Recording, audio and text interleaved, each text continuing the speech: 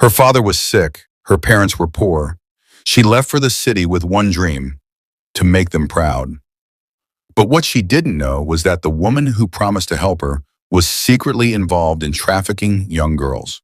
When she refused to sell her body, she was thrown out, homeless and hopeless. She wandered the streets, hawking water just to survive. Then one day deep in the bush, she stumbled upon a dying man, shot and left for dead by gunmen. What she didn't realize was that this man was a billionaire, and saving his life would completely change her own. You don't want to miss this powerful, emotional, and life-changing story filled with lessons that will stay with you. So sit back, relax, and grab your popcorn. Let's dive into this unforgettable journey. And if you're just tuning into this channel, please subscribe, turn on your notification bell, and don't forget to give this story a thumbs up if it touches your heart. The morning sun hadn't even risen, yet Veronica was already on the construction site, her hands white with cement, her back soaked in sweat. She was the only woman among dozens of men, yet she outworked all of them. Her headscarf was tied tight, her palms blistered, her jeans torn at the knees. But she didn't care. She couldn't afford to. She was working to keep her father alive. Veronica was just 22, but life had aged her spirit. Her father, Panamdi, once a proud school teacher, now lay bedridden in their tiny mud home in Oji River, Enugu State. A strange illness had struck him 2 years ago. Since then, he had wasted away, his body frail and voice weak. Her mother, Mama Veronica, stayed by his side day and night, washing him, feeding him, praying for a miracle. That miracle never came. So Veronica became the miracle they prayed for. She had dropped out of school, picked up a shovel, and joined a construction crew. While other girls her age chased weddings and selfies, Veronica was mixing sand and cement, lifting blocks heavier than her dreams. "Wouldn't this fine girl they do for sight?" one of the workers asked mockingly. "No man, she be oh," another laughed. "Her strength passed my own." But Veronica paid them no mind. Every sweat drop was for Papa. Every blister, a sacrifice. And every naira she earned went straight to buying medicine and food. That afternoon, as the sun scorched the red soil beneath their feet, a black SUV pulled up beside the site. Its tires kicked up a cloud of dust, drawing everyone's attention. Out stepped a woman in lace, gold jewelry clinking with every step. Her sunglasses screamed Lagos money. Her perfume followed her like a trail of power. "Madam P," the workers murmured. Veronica glanced up, her hand still gripping a bucket of cement. Madam P tilted her head, puzzled. "Is that a girl?" She walked over, her high heels sinking slightly into the sand. "You, what's your name?" Veronica dropped the bucket and wiped her face with the hem of her shirt. "Veronica, Ma. You're a woman and you do this kind of work?" "Yes, Ma." Madam P stared at her for a long moment. "You're strong, I like that. And you're very beautiful, even covered in cement." Veronica smiled shyly. "Thank you, Ma. What would you say if I told you I could change your life?" Veronica blinked. "Change my life, Ma?" "I live in Lagos. I run businesses. I help girls like you. Come with me. I'll give you a job 10 times better than this. You won't need to carry blocks again." Veronica's hands trembled slightly. She had never heard such words. "You mean it?" Madam P nodded. "I see potential in you." That night, Veronica could barely contain her excitement. She rushed home, her face beaming. Her mother was feeding Panamdi pap when she burst in. "Mama, Papa, Madam P said she'll take me to Lagos." Her mother dropped the spoon. "Lagos?"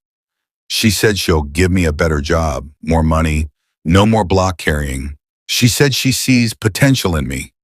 Her father coughed weakly. "Veronica, be careful. She's from our village, Papa. Madam P, she helps people. I have to try. For you, for Mama." That night, they didn't sleep. Mama Veronica sat on the floor crying silently. Her only child, her backbone, going to the city. Papa called Veronica close and placed a shaky hand on her head. "My daughter, may you never be disgraced. May the city favor you. May you return greater than you went." Veronica nodded, holding back tears. "I'll make you proud." The next morning, the entire compound watched as Madam P's SUV arrived. Veronica hugged her father tightly.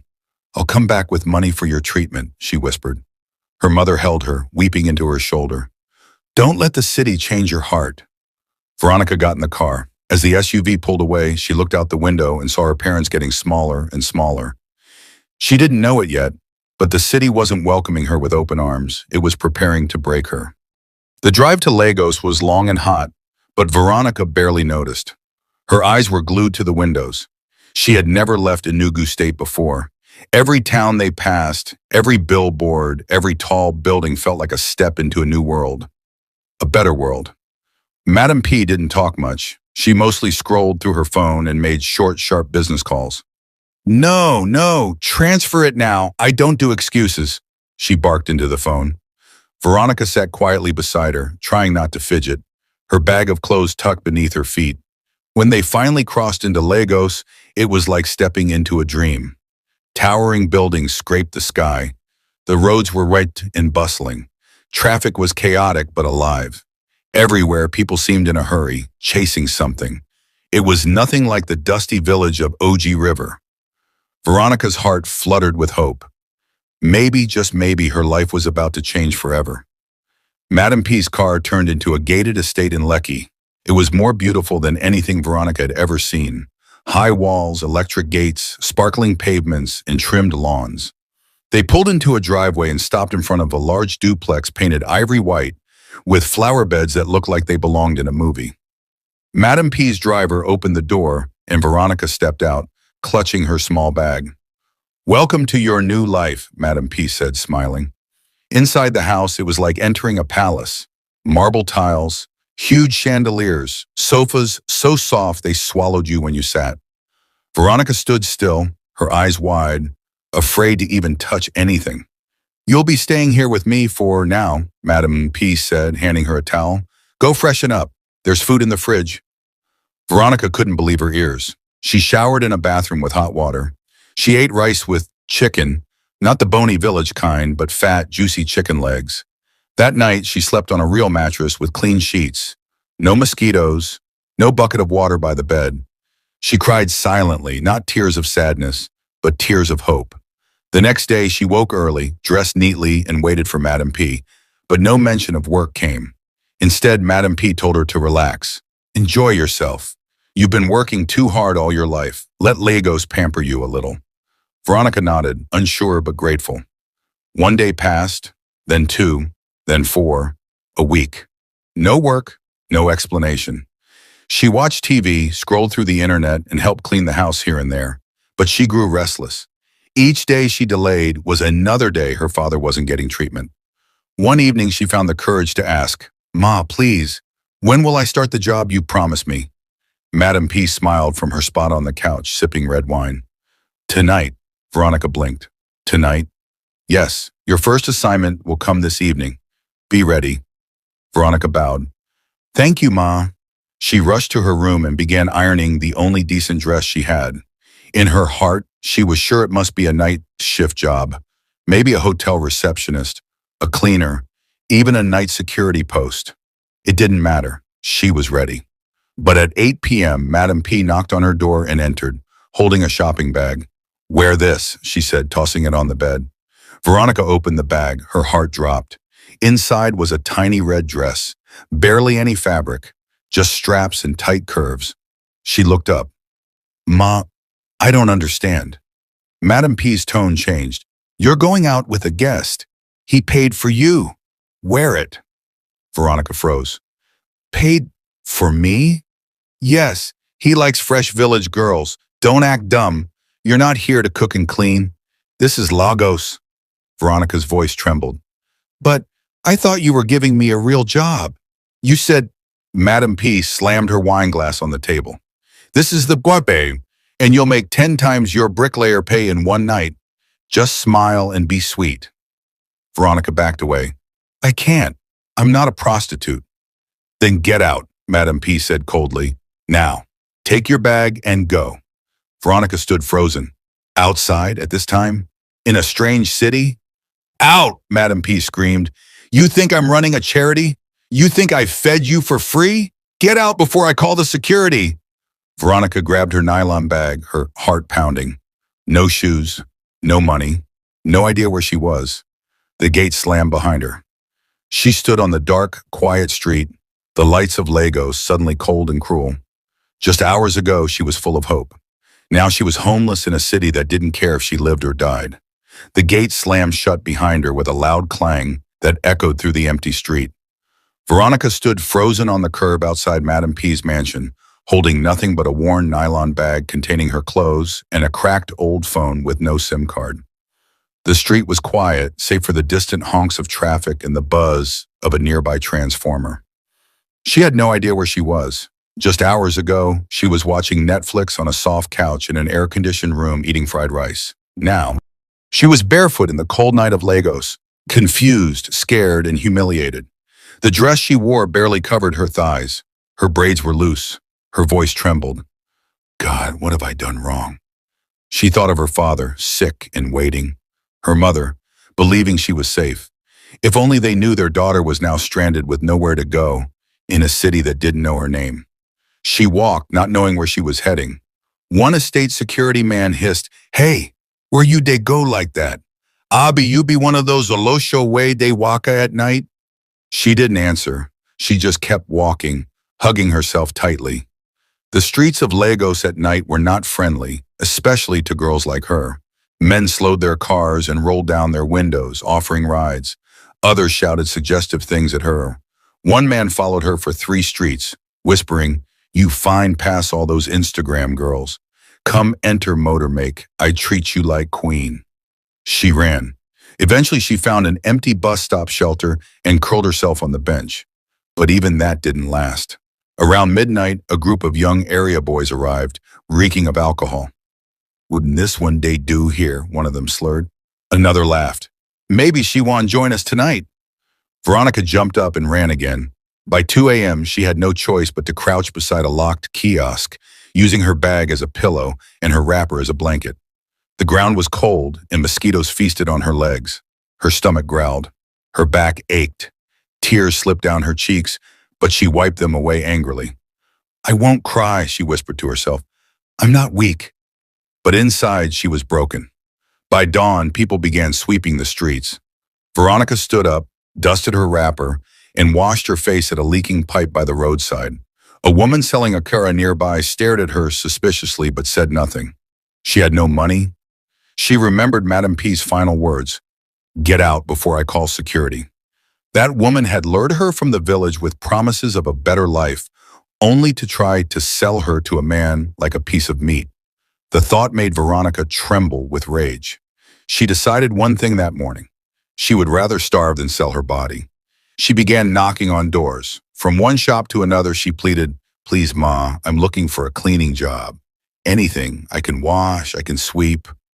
Most ignored her. Some men told her to come back. "But make sure you wear a short skirt next time," one added with a wink. Another man, a boutique owner, seemed nice at first. He told her to wait inside, then slowly locked the door and leaned in close. "I can give you 20,000 today. Just spend one night with me." Veronica bolted out of the store before he finished the sentence. By evening, her legs were swollen from walking all day. Her throat burned. Her stomach was empty. She sat under a bridge surrounded by street boys and beggars. Some of them smoked. One girl was breastfeeding a baby. Another was laughing madly to herself. Veronica curled up in a corner, using her wrapper as cover, ignoring the rats that scurried nearby. She whispered to herself through clenched teeth, "I won't die here. I will survive this. I will make Papa proud. I will." That night, despite the fear, the stench, and the loneliness, Veronica made a vow. No matter how long it took, she would rise. But never, never would she sell herself to do it. By the 4th morning of sleeping under the bridge, Veronica stopped hoping that someone would rescue her. Hope, she realized, was a luxury, and she couldn't afford luxuries anymore. Her body had grown leaner. Her cheeks no longer held the softness they once did.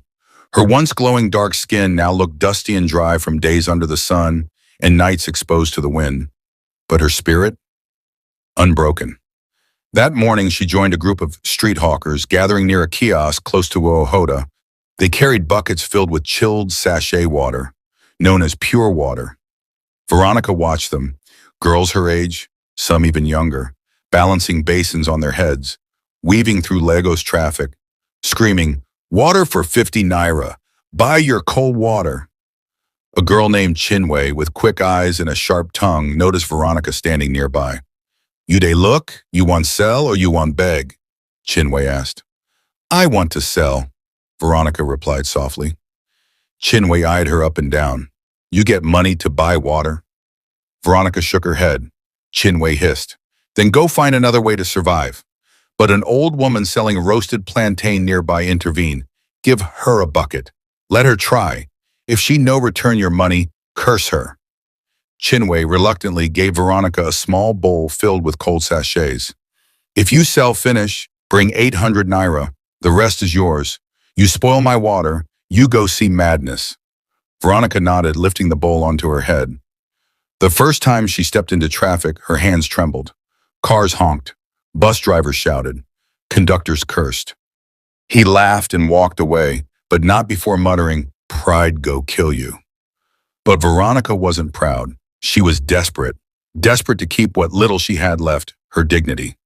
Some nights, the police would come and chase them away, shouting, "Clear this place! You want to turn bridge to bedroom?" She'd run with her wrapper and bucket, hiding behind kiosks. Other nights, rain would pour suddenly, soaking everything. She'd curl under an abandoned table, hugging her legs for warmth, whispering prayers into the wind. Still, she sold water by day, and she refused to sell herself by night. Some of the other girls mocked her. "You dey form saint. Who sainthood ep for Lagos?" She didn't respond, but deep down, she clung to her vow like oxygen. One night, after a long day of sales, Veronica sat under the bridge, staring at the sky. The stars blinked faintly through the city smog. She whispered into the air, "God, I know you see me. Don't forget me. Please, don't let this be my end." She didn't know it yet, but the very next day, while trying to relieve herself in the bushes behind the highway, her prayer would be answered in the most unexpected way. It was a hot, dusty afternoon. Lagos traffic had backed up for miles, and the sun sat heavily in the sky, burning every inch of exposed skin. Veronica was weaving through the parked cars on the expressway, shouting, "Pure water! Cold water! 50 naira!" Her bucket was half empty, her throat dry, her shoulders sore. She hadn't eaten all day. As the traffic finally began to move, a sudden pressure in her stomach made her stop. She needed to use the toilet, urgently, but there were no public restrooms anywhere nearby. And even if there were, she had no money to pay. She looked around nervously, then remembered the bushy patch of land behind the highway, a forgotten piece of green overgrown with weeds and litter. Clutching her bucket tight, she walked quickly toward it. As she stepped into the shade of the trees, she crouched behind a thick bush and tried to relieve herself quickly. The smell of wet soil and decaying garbage filled the air. But just as she finished and was adjusting her wrapper, she heard it. A voice. Faint, broken, distant. "Help! Please, somebody! Help me!" Veronica froze. She turned her head slowly, heart pounding. The voice came again. "Please don't let me die." Fear and curiosity battled inside her. Carefully, she tiptoed toward the direction of the voice. The bushes rustled under her feet. Her heart thudded louder with each step. And then she saw it. Lying behind a broken pile of old tires was a man in a torn suit, his white shirt soaked in blood. His hands were tied behind his back. His legs were bound. His face was swollen, and a deep gash on his forehead it oozed blood. His lips trembled. His chest rose and fell slowly, struggling. Veronica gasped. She dropped her bucket and ran to him. The man opened his eyes weakly. When he saw her face, he whispered, "Please don't let me die." Then he lost consciousness. Veronica stood there, frozen, her mind spinning. What was this? Who was he? Was this a setup? A trap? But something deep inside her moved. This man was dying. He needed help. Without thinking twice, Veronica bent down and tried to lift him. He was heavy, at least twice her weight, but adrenaline and desperation gave her strength. She dragged him through the grass, inch by inch, until they reached the edge of the road. Taxis sped by without stopping. She stood in the middle of the road, waving frantically. "Please, help me, please." Most drivers honked and swerved. Some stared but kept moving. Then finally, a dusty old cab screeched to a stop. "No weddin' be this?" the driver shouted. "Please, sir, I need help. He's dying. Take us to the nearest hospital." "Please." The driver looked at the unconscious man and sighed. "Hope you go pay me, oh." "I'll pay, I swear. Just go." Veronica helped the driver lift the man into the back seat. She sat beside him, holding his hand, praying silently. "Don't die, sir. Please don't die." At the hospital gate, the taxi man demanded 1,500 naira. Veronica opened her bag. She only had 1,100 naira, her entire day's earnings. "Please, sir, this is all I have." The driver eyed her, then hissed and drove off.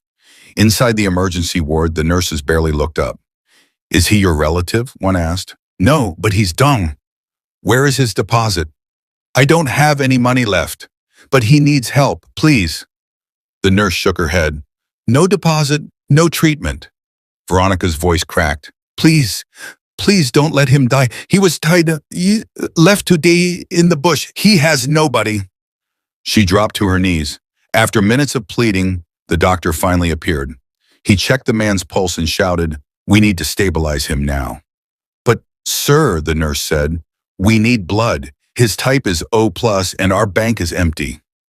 "I'll give him mine," Veronica said without thinking. They stared at her. "You sure?" "Yes, take it." Within minutes, the needle was in her arm. Blood drained from her already weak body into a bag. She was dizzy, lightheaded, but she didn't care. This man, this stranger, needed to live. "God," she whispered, "if this is my purpose, I accept it." An hour later, as she sat on a bench in the hallway, her vision blurred. Her head tilted, and she collapsed. Her body hit the floor with a soft thud. The nurse rushed over. "The girl who brought him in just fainted." "Give her glucose. She hasn't eaten in days," the doctor shouted. And inside the ER, the man began to stir. Veronica's body collapsed like a fallen tree. One moment she was sitting weakly on a bench outside the emergency ward, watching the world blur into spinning lights and white walls. The next, her vision turned black. "Madam, madam, nurse!" a passerby shouted as her limp form hit the cold hospital floor. A nurse dashed over, kneeling beside her. "She's burning up. No blood pressure. Pulse is weak." "She donated blood just now," a doctor shouted from the ER. "Give her IV immediately." The nurses lifted Veronica gently and laid her on a gurney, wheeling her into a separate ward. They inserted a drip into her fragile vein. Her skin was cold, her lips dry, her heartbeat faint. "Who is she?" one nurse asked. "She brought the man who was tied up in the bush," the other replied. "She paid the taxi. She begged us to treat him. And now she's here, collapsing like this. No family, no ID, no phone, nothing. Yet she gave blood to save a stranger." Who does that in Lagos? Meanwhile, in the emergency theater, the man she had rescued, the one she had dragged through the bush, paid for with her last 1,100 naira, and given her blood to, finally opened his eyes. The ECG beeped steadily. His eyes blinked slowly, adjusting to the harsh lights above. His throat felt like sandpaper. He tried to speak, but it came out a rasp. "What? Water?" A nurse leaned in. "You're in the hospital, sir. You're safe." The man looked around, confused. "What happened?" "You were found tied and bleeding in the bush. You've been unconscious for nearly 4 hours. A girl brought you here. She saved your life." The man blinked. "A girl?" "She's in the next ward now. She collapsed after donating blood for your transfusion." The man struggled to sit up. "Take me to her."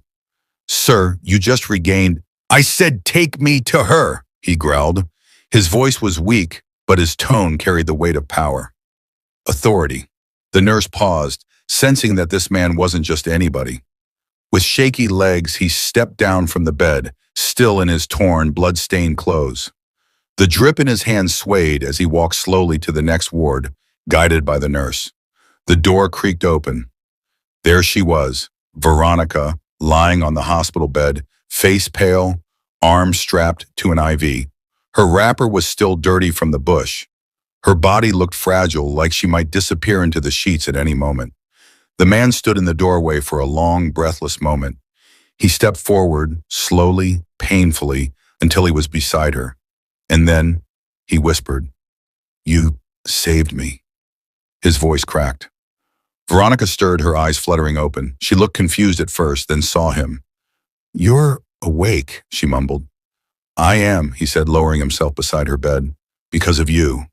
She tried to sit up, but he stopped her gently. "Don't move. You're weak. I I thought you were going to die."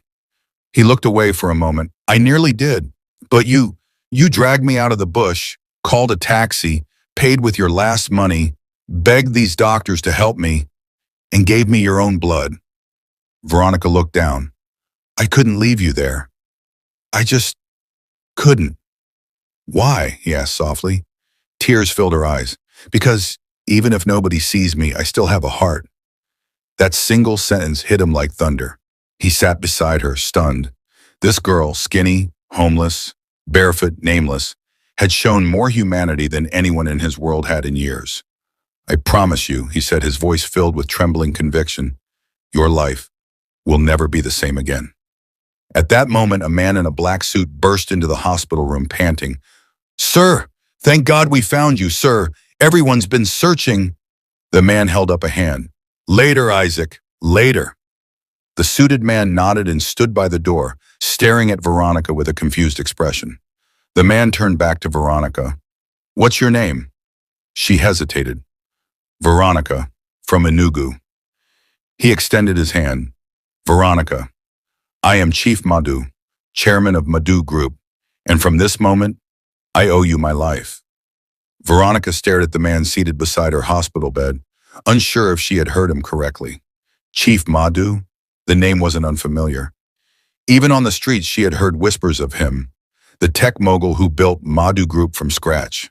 One of the richest men in Nigeria, a private man, a mystery to the media, a giant in the business world.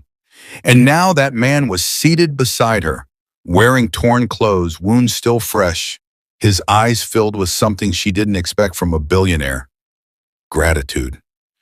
"You don't know what you've done for me," he said, his voice husky but steady. Veronica looked down at her fingers, her voice barely above a whisper. "I only did what I hoped someone would do for my father, if he was ever in that condition." Chief Madhu nodded slowly. He turned to his assistant, Isaac, still standing at the doorway. "Settle the bills. Everything." "Yes, sir." Isaac rushed out. The nurses had already begun whispering behind the curtains. "That's Chief Madhu? The real one? She saved him? That girl?" "Omo God de pick calzo." Chief Madhu looked at her again. "You still look weak. You need food. Real food." Veronica smiled faintly. "I'll be fine." "No, you won't just be fine, Veronica. You gave me your blood. The least I can give you is a new life." She blinked, stunned by the weight of his words. Was this still real, or a strange, beautiful dream crafted by hunger and exhaustion? By evening, Isaac returned with a nurse pushing a tray, fresh fruit juice, jollof rice, fried plantain, grilled fish, and warm water. Veronica stared at it like she was staring at gold. Chief Madhu smiled. "Eat, please." She didn't hesitate. With every bite, the hunger melted from her bones, and for the first time in weeks, she felt human again. As the IV drip emptied into her vein, she finally relaxed against the bed, but her heart still carried questions. "How did you end up like that, sir?" she asked quietly. Chief Madhu took a deep breath. "I was kidnapped." Veronica gasped. He continued. "It was a planned operation. My car was intercepted. My driver, gone. I was blindfolded and taken to an unknown location. They beat me for days, demanded 50 million naira. "Did you pay?" He nodded. "Isaac handled it. They got the money, but after receiving it, they decided to kill me anyway. Said I was a risk. They drugged me, tied me, and dumped me in the bush to die." Veronica's eyes widened. "They left you like that?" "They thought I wouldn't survive. And honestly, I didn't think I would either until you showed up." She was quiet for a long moment, then said, "You were meant to live, sir. God still has work for you to do." He looked at her carefully. "And maybe you are part of that work." She shifted in her bed, unsure how to respond. Moments later, a team of private security men arrived. Chief Madhu stepped outside to speak with them. Isaac stayed with Veronica. The young man looked at her curiously. Do you know who you really saved? Veronica smiled weakly. I'm beginning to understand. Isaac lowered his voice. Chief Madhu is not just rich. He's powerful, connected. People die to get close to him. And you dragged him out of a bush with your bare hands. Veronica looked away. I didn't do it for money. I did it because it was right. Isaac nodded slowly, and that's why it matters. Soon Chief Madhu returned, now changed into clean clothes brought by his team. Still simple, but sharp. He looked like the man from the headlines again. He turned to Veronica. Get ready. Tomorrow we leave the hospital. You're coming with me. Veronica's eyes widened. Sir, I don't even know what to... Shh. He held up a hand. Just say yes. She looked at him, speechless, tears welling in her eyes. Yes, she whispered. That night, as she lay in the hospital bed, she couldn't sleep. Not because she was scared, but because, for the first time in a long time, she was no longer afraid of tomorrow. The next morning, Veronica was discharged. She wore a simple floral gown Isaac had bought from a boutique the night before, along with brand new slippers. Her hair, still rough and uncombed, was tied into a bun. She looked like a girl still catching up with herself, but there was now a new light in her eyes, a quiet flame of hope. Chief Madhu was waiting at the hospital entrance with his personal security team and a sleek black Range Rover. When Veronica stepped out, he opened the car door himself. Let's go home, he said. Home? She didn't understand what he meant until they arrived. The car pulled up to a sprawling white mansion in Ikoyi, surrounded by high marble walls, security cameras, and a polished iron gate that opened automatically. A lush garden spread out like a royal court, with trimmed hedges and golden fountains. Veronica sat frozen as she stepped out of the car, clutching her small nylon bag that still held her only 2 old wrappers. She couldn't believe her eyes. The house looked like a palace. A maid dressed in uniform opened the glass door and bowed slightly. Welcome, sir. Welcome, madam. Madam, Veronica's heart skipped. Inside, it was even more surreal. Crystal chandeliers hung from the ceiling. The floors were imported Italian tiles that reflected her bare feet. Paintings lined the walls, and soft music played in the background. This is your house? She asked in disbelief. Yes, Chief Madhu said with a small smile. And it's your home now, too. Veronica turned sharply. No, sir, I can't live here. I'm not... You saved my life. That is not a debt I can repay with mere words. But, you will rest here. You will be safe. You will eat and sleep in peace. It's the least you deserve. Her eyes burned. She had never been in a house with a working ceiling fan, let alone one with air conditioning and imported art. A maid guided her upstairs into a guest room. The room was larger than her entire family's house. A king-size bed with white silk sheets. A bathroom with a hot shower and rose-scented soap. A vanity with lotions she didn't even know how to pronounce. Veronica stood in the center, frozen, unsure if she was supposed to sit or stand. Ma, the maid said gently, you can bathe. I'll bring food. She nodded. Inside the bathroom, she stared at her reflection. Her face looked thin, her eyes tired, but she smiled. For the first time in forever, she smiled. Genuinely. Fully. After showering, she was given a comfortable gown and called downstairs to the dining room. 3-course meal, chicken and creamy sauce, basmati rice, fresh orange juice, clean utensils. Veronica ate slowly, unsure which fork to use, but no one laughed. No one judged. Later that afternoon, Chief Madhu invited her to the garden. The air was peaceful. Birds chirped from fruit trees. A marble table sat in the center with 2 chairs. Veronica took her seat carefully. Chief Madhu sat opposite her. His tone was softer now, fatherly. Tell me about yourself. Veronica hesitated. There's not much to tell. Try me.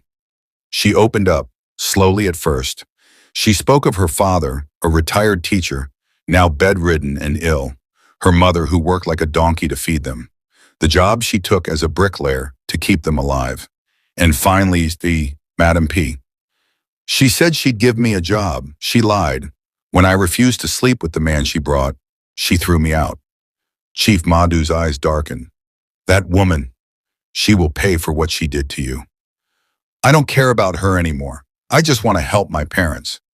My father's health is failing. We couldn't even afford blood tests, let alone treatment. Chief Madhu was silent for a long moment. Then he spoke quietly. What if I told you I could fly your father abroad for treatment? Veronica's head shot up. Sir, I'll arrange everything. Full medical support, private hospital, flight, your mother too if necessary. She covered her mouth. The tears came fast. But why? Why are you doing all this for me? She asked. He looked her straight in the eyes. Because you gave me something no one else did. Humanity. When I had nothing. Not even a name. You saved me. He stood and walked toward the entrance. Oh, and one more thing. He returned with a small black suitcase and set it gently in front of her. She opened it. $200,000 in cash. Veronica gasped, her chest tightening. She backed away, trembling. I can't accept this. You can, and you will. Use it to build a future, not just for yourself, for your family, for every girl who thinks dignity can't survive poverty. Veronica collapsed into the chair, shaking. She had no words, just tears. The kind of tears that come when pain finally meets peace. The sun filtered softly through the mango trees in Chief Madhu's garden that afternoon, casting a warm golden glow on the marble tiles and flowers in full bloom. Birds sang into the background, but Veronica wasn't paying attention to any of that. She sat on one side of the white garden table, the open briefcase of dollars still resting in front of her like a dream she couldn't wake up from. Tears streamed down her face, not from pain but from overwhelming gratitude. Across from her, Chief Madhu watched silently. He didn't interrupt. He knew the weight of that moment. He had once cried like that himself long ago, when someone gave him his first chance. Veronica finally looked up. Sir, you don't know what this means to me. Chief Madhu leaned back in his chair. I may not, but I know what you mean to me. You saved my life when you had no reason to, and you didn't ask for anything. Veronica shook her head. I just didn't want you to die. I didn't even know you were rich. He smiled. Exactly. Chief Madhu continued, tomorrow morning my jet will be ready. Your parents will be flown to India for full medical treatment. You'll go with them. I've already made arrangements. Veronica covered her mouth again, shaking her head in disbelief. Your father deserves a chance to live, and your mother deserves rest. You gave me a second chance at life, Veronica. Now I'm giving you one. She stood slowly, then walked around the table and fell to her knees before him. Chief Madhu gently lifted her up.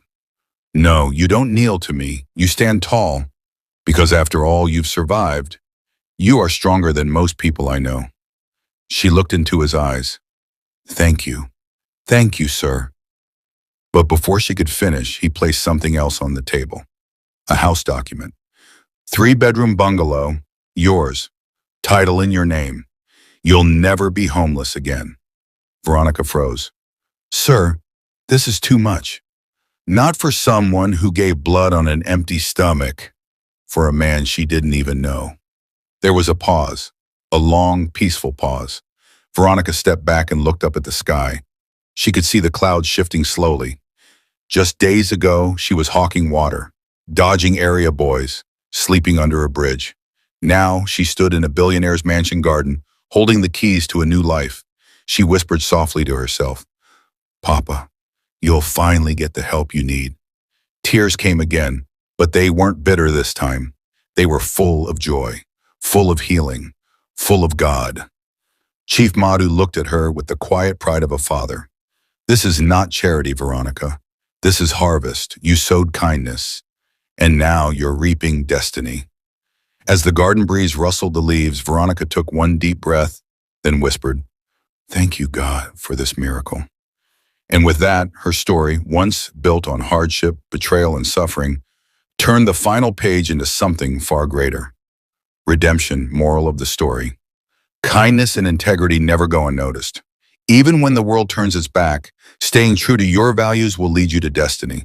Veronica's story proves that dignity in the face of hardship is powerful, and one act of compassion can open doors that even money cannot. We hope you enjoyed this powerful story. Please share your thoughts and let us know what lessons you took away in the comment section. We'd love to hear from you. And guess what? Another inspiring and educative story is coming your way in just a few days. So make sure to subscribe to this channel and turn on your notification bell so you'll be the first to watch when it drops. If this story touched your heart, don't forget to like this video and share it with your friends and family. Thank you so much for watching. Stay inspired, and God bless you.